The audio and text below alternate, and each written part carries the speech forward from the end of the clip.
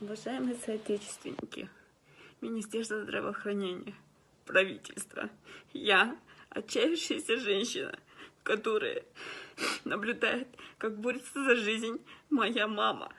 Она сейчас лежит в тубдиспансере на 40-й станции в фтизиопульмонологическом отделении на 6-м этаже. Борется за жизнь, сатурация низкая. Никто не может ее перевести в реанимацию. Говорят, нет мест, нет ИВЛ. Да что же это такое? Где? Где все были раньше?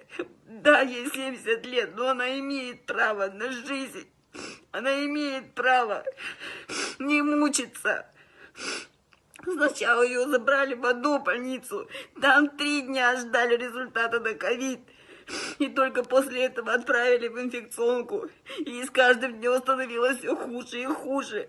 Мы подключали всех, кого можно, кого нельзя. Мы искали лекарства для больницы.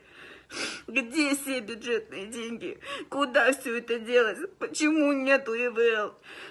Почему она мучается? Скажите мне, пожалуйста, почему она ждет очереди? Сказали ждать. Если не сегодня умрет, то завтра. Еще вчера сказали, возможно, она не переживет. Сегодня заведующий через несколько дней только мне ответил, что нет места в реанимации. Что же вы творите? Примите меры. Почему она мучается? Почему она должна ждать аппарат ИВЛ?